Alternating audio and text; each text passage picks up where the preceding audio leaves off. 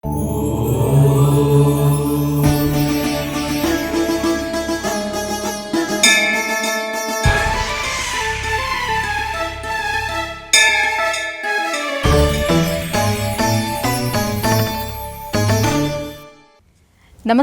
ETV life ఆధ్యాత్మిక channel తీర్థయాత్ర కార్యక్రమానికి స్వాగతం. విశ్వనాయకుడు వినాయకుడు అన్ని శుభకార్యాలలో అగ్రపూజను అందుకుంటూ ఆ కార్యాలను దిగ్విజయంగా నడిపించే అధినాయకుడు ఆయనే.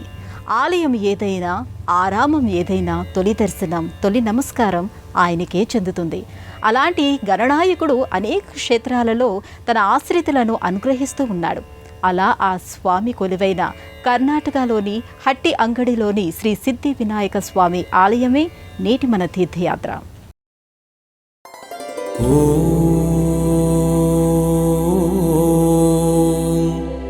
ఏకదంతాయ విద్మహే వక్రతుండాయ ధీమహి తన్నో దంతి ప్రచోదయాత్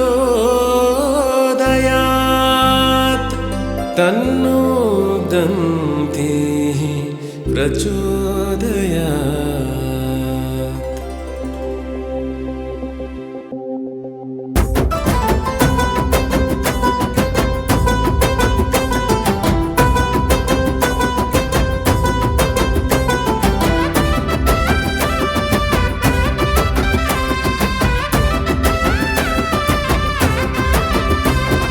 గజానన గణాధిప వినాయక గజకర్ణక మహోధర మహాబల ఉమాపుత్ర విఘ్నేశ్వర దేవాదిదేవా గణపతి దేవా జయముల నీవు ఆదిదేవా. నీవే రక్ష నీవే దక్ష నీవే గణేశ నీవే రక్ష నీవే దక్ష నీవే గణేశ. గం గం గం గం గం గం గం గం గం గణేశ గం గం గం గం గం గం గం గం గం గణేశ. ప్రకృతిలోని అందాలన్నీ ఒక్కచోటున కుదురుకున్న ప్రాంతంగా కర్ణాటక కనిపిస్తుంది. అందుకే ప్రకృతి ప్రేమికులైన దేవతామూర్తులు ఈ నేలపై ఎక్కువగా ఆవిర్భవించారేమో అని అనిపిస్తూ ఉంటుంది. ఇక్కడి ఆధ్యాత్మిక కేంద్రాలను ఒకసారి పరిశీలన చేస్తూ వెళితే గణపతి ఆలయాలు, మందిరాలు ఎక్కువగా కనిపిస్తూ ఉంటాయి. ఆ వరుసలోనే మనకి హట్టి అంగడిలోని శ్రీ సిద్ధి వినాయక ఆలయం దర్శనమిస్తుంది. విఘ్నేశ విఘ్నచయ ఖండన నామధేయ శ్రీ శంకరాత్మజ సురాధిప వంద్యపాద దుర్గా మహావ్రత ఫలాఖిల మంగళాత్మాన్ విఘ్నం మమాపహార సిద్ధి వినాయకత్వం. కర్ణాటకలోని హట్టి అంగడి ఉడిపి జిల్లా కుందాపుర తాలూకాలో విరాజిల్లుతోంది. ఈ ఆలయ దర్శనం కోసం జరిగే ప్రయాణం చాలా ఆహ్లాదకరంగా ఉంటుంది. దారి పొడవునా కొండలు, గుట్టలు, పచ్చటి పంట పొలాలు, దట్టమైన కొబ్బరి చెట్లు, ఆ ప్రకృతిని ఆస్వాదిస్తూ ప్రవహించే వారాహి నది ప్రయాణంలోనే లభించే ప్రసాదాలుగా అనిపిస్తాయి. హట్టి అంగడిని సమీపిస్తూ ఉన్న కొద్దీ ఈ ఊరును కొబ్బరి చెట్లు హత్తుకుపోయినట్టు, అల్లుకుపోయినట్టుగా కనిపిస్తాయి. వారాహి నదీ ప్రవాహం మీదుగా వీచే చల్లని గాలి మనకు అలసట తెలియనీయకుండా చూసుకుంటుంది. హట్టి అంగడి ఆలయం చూడడానికి ఓ మాదిరిగా కనిపించిన ఈ క్షేత్రానికి ఒక ప్రత్యేకత ఉంది. వినాయకుడు ఇక్కడ బాలుడిగా ఆవిర్భవించడమే ఆ విశేషం. అంటే ఇది అరుదైన బాలగణపతి ఆలయం అన్నమాట.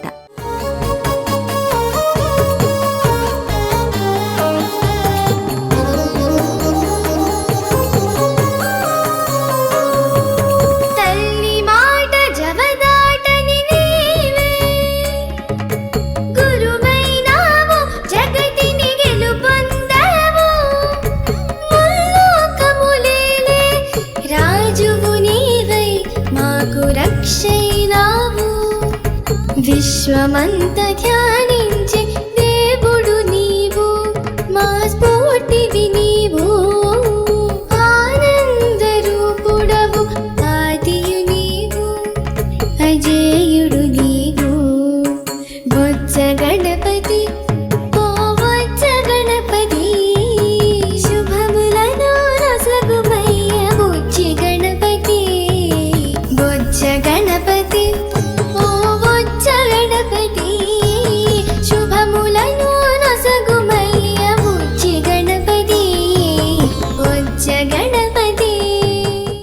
కర్ణాటకలో ప్రతి ఒక్కరికి ఊహ తెలిసిన నాటి నుంచే తెలిసే క్షేత్రం ఉడిపి. అలాంటి ఆ క్షేత్రానికి సమీపంలో ఈ జిల్లా పరిధిలో ఈ ఆలయం వెలుగొందుతూ ఉంటుంది. ఈ ఆలయ ప్రాంగణంలోకి అడుగుపెట్టడానికి ముందుగా కర్ణాటక ప్రాంతంలోని ప్రసిద్ధమైన వినాయక ఆలయాలను ఒకసారి పరిశీలిస్తే ఇక్కడి వారికి గణపతి పట్ల ఎంతటి అంకిత భావం, ఆరాధనా భావం ఉన్నాయనే విషయం అర్థమవుతుంది. కర్ణాటక అనగానే దొడ్డ గణపతి ఆలయమే కనుల ముందు కదలాడుతుంది. అప్పట్లో ఒక చిన్న గుట్టపై ఒక బండరాయి వినాయకుడి ఆకృతిని కలిగి ఉండడం చూసిన కెంపెగౌడ ఆ కొండరాయికి స్పష్టమైన ఆకృతిని తీసుకురావాల్సిందిగా ఆదేశిస్తాడు. ఆ తరువాత ఆ మూర్తికి ఆలయాన్ని నిర్మించాడు. 18 అడుగుల పొడవు, 16 అడుగుల వెడల్పు కలిగిన దొడ్డ గణపతి ఆలయం బెంగుళూరులో దర్శించవలసిన ఆలయాలలో ఒకటి. ప్రతి ఏటా 100 కేజీల వెన్నతో స్వామివారికి చేసే అలంకారం ఈ ఆలయ వైభవానికి ఒక ప్రతీకనే చెప్పాలి. ఇక దక్షిణ కన్నడ జిల్లా పరిధిలో శరావతి నదీ తీరంలో ఇడగుంచి వినాయకుడు వెలసిల్లుతున్నాడు. ఇక్కడి వినాయకుడి ఆవిర్భావం వెనుక పురాణ సంబంధమైన కథనం వినిపిస్తూ ఉంటుంది. వాలఖిల్య మహర్షి అభ్యర్థన మేరకు, పార్వతీ పరమేశ్వరుల మాట మేరకు వినాయకుడు ఈ క్షేత్రంలో ఆవిర్భవించినట్టుగా స్థల పురాణం చెబుతోంది. ఇక్కడి స్వామివారు వెలుగులోకి వచ్చి 2000 సంవత్సరాలు అవుతుందనేది ఒక అంచనా. ఇక ఇదే కన్నడ ప్రాంతంలో ఆనెగుడ్డే వినాయకుడి గురించి తెలియని వారుండరు. ఆనెగుడ్డే అంటే ఏనుగు కొండ అని అర్థం. ఒకవైపున సముద్రం, మరోవైపున సౌపర్ణిక నదీ తీరాన్ని కలిగిన ఈ ఆలయాన్ని దర్శించుకునే భక్తుల సంఖ్య ఎక్కువగా ఉంటుంది. గర్భాలయంలో స్వామివారు స్థానక భంగిమలో కొలువై కనిపిస్తాడు. అరణ్యవాస సమయంలో పాండవులు ఈ గణపతి మూర్తిని ప్రతిష్ఠించినట్టుగా స్థల పురాణాన్ని బట్టి తెలుస్తోంది. అరణ్యవాస సమయంలో పాండవులు ఈ ప్రాంతానికి చేరుకుంటారు. వర్షాలు లేకపోవడం వలన ఇక్కడ ప్రజలు నానా ఇబ్బందులు పడుతూ ఉండడం చూస్తారు. వరుణదేవుడి అనుగ్రహాన్ని కోరుతూ ఇక్కడ పెద్ద ఎత్తున యాగం చేయాలని సంకల్పించుకుంటారు. ఈ యాగానికి ఎలాంటి ఆటంకాలు కలగకుండా చూడడం కోసం వారు ఇక్కడ వినాయకుడి మూర్తిని ప్రతిష్ఠిస్తారు. అలా అప్పుడు పాండవుల చేతుల మీదుగా ప్రతిష్ఠించబడినదే ఇది. బొజ్జ గణపతి ఓ బొజ్జ గణపతి శుభములను రసగుమయ్య బుజ్జి గణపతి బొజ్జ గణపతి ఓ బొజ్జ గణపతి శుభములను రసగుమయ్య బుజ్జి గణపతి బొజ్జ గణపతి.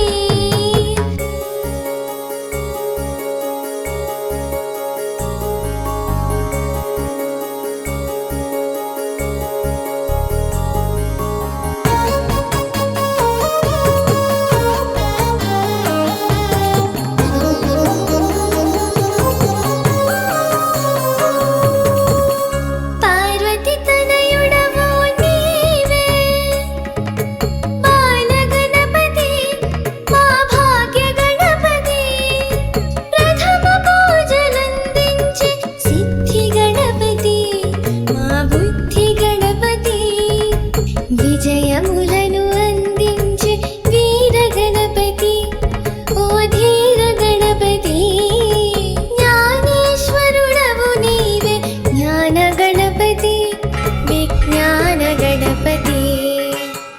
హట్టి అంగడిలోని సిద్ధి వినాయకుడి ఆలయం ఈ పరిసర ప్రాంతములలోని ప్రసిద్ధమైన ఆలయాలకు ఎంత మాత్రం తీసిపోదని చెప్పాలి. గణపతి ఇక్కడ స్వయంభూ కావడం, బాలుడిగా ఉండటం, రాతిలోనే జటలు కట్టిన కేశాలతో కనిపించడం అందుకు గల కారణాలుగా చెప్పుకోవచ్చు. బాలుడిగా గణపతి ఆవిర్భవించిన ఆలయం ఇది ఒక్కటేననేది ఇక్కడ వారి మాట. ఈ ఆలయం ప్రశాంతమైన వాతావరణంలో కనిపిస్తుంది. ప్రవేశ ద్వారానికి ఇరువైపులా గల ప్రత్యేక మంటపాలలో ద్వారపాలకుల శిల్పాలు కనిపిస్తాయి. ప్రధానమైన ద్వారానికి ఇరువైపులా గల ఏనుగులు ఆకర్షణీయంగా అనిపిస్తాయి. ప్రవేశ తోరణంపై గణపతి ప్రతిమను ఏర్పాటు చేశారు. స్వామివారి మందిరం కేరళ సంప్రదాయ శైలిలో నిర్మించబడింది. గర్భాలయంలో స్వామివారు వెండి కవచాలతో, వివిధ రకాల పూలమాలికలతో దర్శనమిస్తూ ఉంటారు. ధర్మబద్ధమైన కోరికలను నెరవేర్చడంలో ఇక్కడి గణపతి ముందు ఉంటాడని అంటారు. ఈ విశ్వాసం ప్రాచీన కాలం నుంచి ఇక్కడ కనిపిస్తుందని చెబుతారు. 7-8 శతాబ్దాల కాలంలో తుళునాడును పరిపాలించిన అలుపరాజులు ఈ ప్రాంతాన్ని రాజధానిగా చేసుకున్నట్టుగా చరిత్ర చెబుతోంది. ఆ తరువాత వచ్చిన ఇతర రాజవంశీకులు కూడా ఇక్కడ స్వామివారిని సేవించారు. అప్పట్లో ఈ గ్రామాన్ని గోష్ఠిపుర అనే పేరుతోనూ వ్యవహరించేవారు. 16వ శతాబ్దంలో ఇక్కడి స్వామివారి సన్నిధిలో శ్రీ గోవిందరామయతి అనే సాధువు ధ్యానం చేసుకునేవారట. ఇక్కడ ఆవిర్భవించిన బాలగణపతి 300 ఏళ్ల తరువాత తన వైభవాన్ని పెంచుతూ వెళతాడని సెలవిచ్చారట. ఆయన చెప్పినట్టుగానే ఇక్కడి స్వామివారు అనేక లీలలను చూపుతూ ఉండటం, భక్తుల సంఖ్య పెరుగుతూ వెళుతుండడం జరుగుతోందని స్థానికులు చెబుతున్నారు.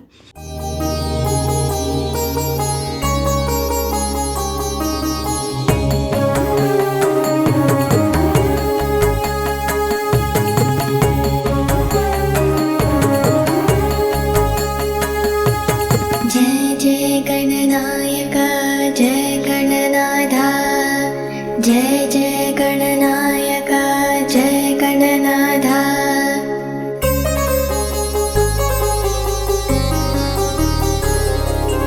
विघ्नेश्वरुडवो नीवे विश्वगणपति मा विनय गणपति विद्याप्रदातवे विद्या गणपति हे वीर गणपति मोदक प्रिय देवा महागणपति मानस चोर गणपति मूषिक वाहनधारी मा गणपति मा चिन्नि गणपति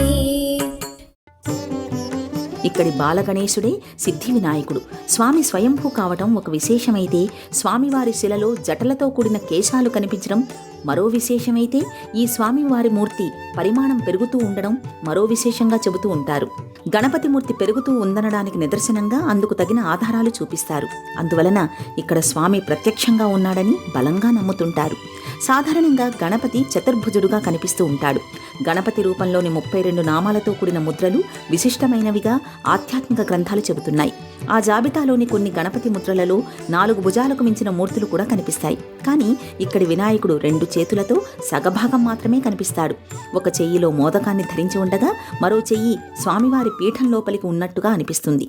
వేడుకొంటిరా కాపాడమంటిరా విఘ్ననాశ నిన్నునే నమ్ముకుంటిరా వేచి ఉంటిరా కరుణ చూపరా శుభగణేశుడా అభయమీయరా విజయదాయకా శుభములీయరా ఏకదంతుడా జాలి చూపరా శరణు శరణురా నన్ను బ్రోవరా.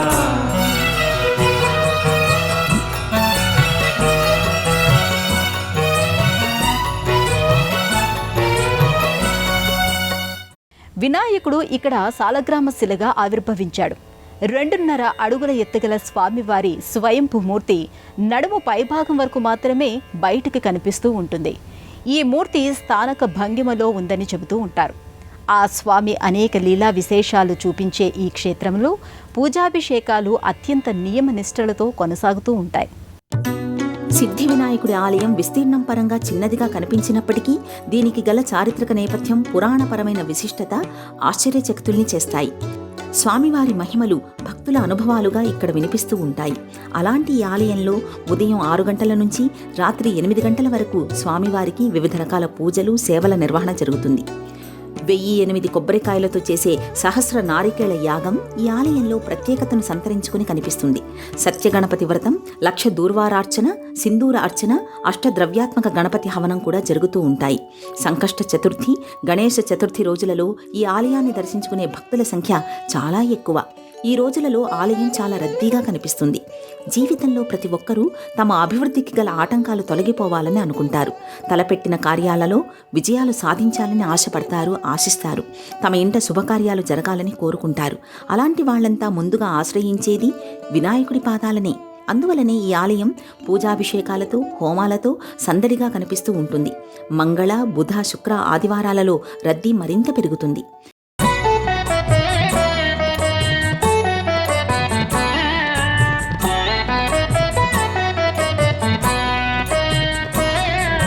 ప్రమథ గణములా రాజు నీవయా ప్రథమ పూజలు అందుకోవయా. ప్రమథ గణములా రాజు నీవయా ప్రథమ పూజలు అందుకోవయా. మంచు కొండలో నిలచిపోకయా యోగ నిదురలో మునగపోకయా. నీదురాకకై వేచినానయా విన్నపాలను మరువబోకయా. ఏకదంతుడా జాలి చూపరా శరణు శరణురా నన్ను బ్రోవరా. సాధారణంగా మనకు అష్టగణపతులు, షోడశ గణపతులను గురించిన ప్రస్తావన ఆధ్యాత్మిక గ్రంథాలలో కనిపిస్తూ ఉంటుంది. ముద్గల పురాణంలోనూ గణేశ పురాణంలోనూ 32 వినాయక రూపాలను గురించిన ప్రస్తావన విశేషంగా కనిపిస్తుంది. గణపతి యొక్క రూప గుణ విశేషాలకు తగినట్టుగా ఆయా ముద్రలలో స్వామి దర్శనమిస్తూ ఉంటాడు. అలాంటి గణపతి రూపాలను ఇక్కడి స్వామివారి సన్నిధిలో చూడవచ్చు. 32 గణపతి రూపాలలో ప్రతి మూర్తికి ఒక ధ్యాన శ్లోకం ఉంటుంది. స్వామివారి రూపాన్ని బట్టి 2, 4, 8 అంతకు మించిన హస్తాలతో ఆ హస్తాలలో వివిధ రకాల పదార్థాలను ఆయుధాలను కలిగి కనిపిస్తూ ఉంటాడు. ఎంతో అందంగా ఆ రూపాలను ఇక్కడ తీర్చిదిద్దిన తీరు మనసును మందారాలుగా మార్చేస్తుంది. స్వామివారి పాదాల సన్నిధిలో సమర్పిస్తుంది. 32 గణపతి రూపాలు బాలగణపతితోనే మొదలవుతాయి. ఈ 32 రూపాలలో సిద్ధి గణపతి కూడా కనిపిస్తాడు. అలా ఇక్కడ స్వామి బాలగణపతిగా దర్శనమిస్తూ సిద్ధి గణపతిగా తన మహిమలను చూపడాన్ని భక్తులు విశేషంగా చెప్పుకుంటూ ఉంటారు. ఇదే సన్నిధిలో నవగ్రహ మందిరం కూడా ఉంటుంది. భక్తులు నవగ్రహాలకు ప్రదక్షిణలు చేస్తుంటారు, పూజలు చేయిస్తూ ఉంటారు. ఈ విధంగా చేయించటం వలన గ్రహ సంబంధమైన సమస్యలు తొలగిపోతాయని విశ్వసిస్తారు. ఒక్క చెట్టు పిందెలను సమర్పించడం ఇక్కడ ప్రత్యేకంగా కనిపిస్తూ ఉంటుంది. స్వామివారు భక్తుల అంకిత భావానికి తగినట్టుగా అనుగ్రహిస్తూ ఉంటారని అంటారు. స్వామివారి అలంకరణలోని పూలు కుడివైపుకు జారిపడితే ఆ దృశ్యాన్ని చూసిన వారి కోరిక సాధ్యమైనంత త్వరగా తీరుతుందనే ఒక బలమైన విశ్వాసం ఇక్కడ కనిపిస్తూ ఉంటుంది.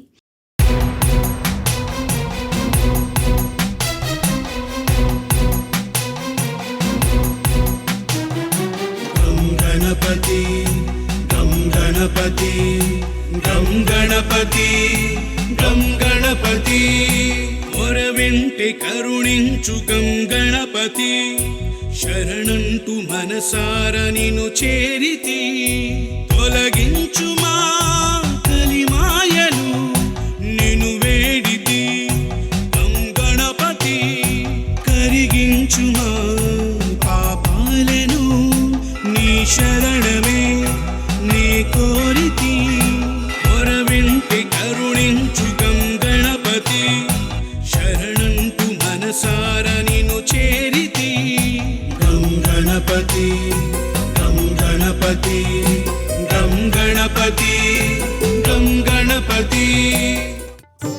ఈ ఆలయానికి సంబంధించిన యాగశాల, గోశాల, కళ్యాణ మంటపంతో పాటు అన్నదాన సత్రాన్ని కూడా ఇక్కడ చూడవచ్చు. అనునిత్యం ఇక్కడ అన్న సంతర్పణ జరుగుతూ ఉంటుంది. భక్తులు స్వామివారి దర్శనం అనంతరం అన్నప్రసాదాన్ని స్వీకరించి వెళుతూ ఉంటారు. అనునిత్యం ఉదయం 5 గంటలకు ఈ ఆలయం తలుపులు తెరుస్తారు. అప్పటినుంచి రాత్రి 8:15 వరకు ఆయా వేళలలో ప్రత్యేకమైన పూజలు, ఆరతులు జరుగుతూ ఉంటాయి.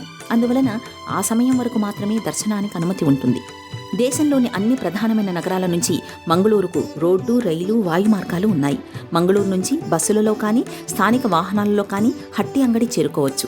హట్టి అంగడికి సమీప రైల్వే స్టేషన్గా ఉడిపి, సమీప విమానాశ్రయంగా మంగళూరు కనిపిస్తాయి. స్వయంభూగా బాలగణపతి ఆవిర్భవించిన ఈ క్షేత్రం ఎన్నో విశేషాలకు నిలయంగా కనిపిస్తుంది. కేశాలతో కూడిన బాలగణపతి మూర్తి ఇక్కడ సగభాగం వరకు మాత్రమే పైకి కనిపిస్తూ ఉండటం విశేషం. సిద్ధి వినాయకుడిగా తన భక్తులను అనుగ్రహిస్తూ ఉండటం మరో విశేషం. అలాంటి ఆ స్వామివారి ఆలయాన్ని మనసారా దర్శించుకున్నారు కదా. మరో ఆలయ సందర్శనంతో మళ్ళీ కలుసుకుందాం. అంతవరకు సెలవు. నమస్కారం.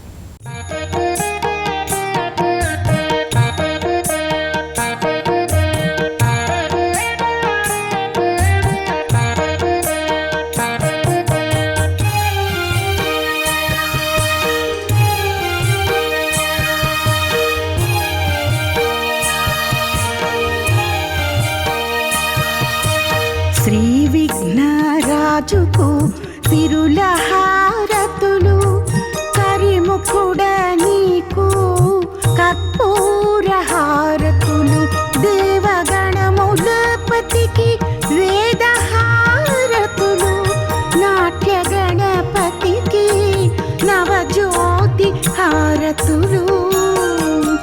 శ్రీ విఘ్నరాజుకు సిరుల హారతులు, కరిముఖుడ నీకు కర్పూర హారతులు, దేవగణములపతికి వేద హారతులు, నాట్య గణపతికి నవజ్యోతి హారతులు. ఈ కార్యక్రమాన్ని తిరిగి చూడాలనుకుంటే www.youtube.com/ETV Life Spiritual లో చూడవచ్చు.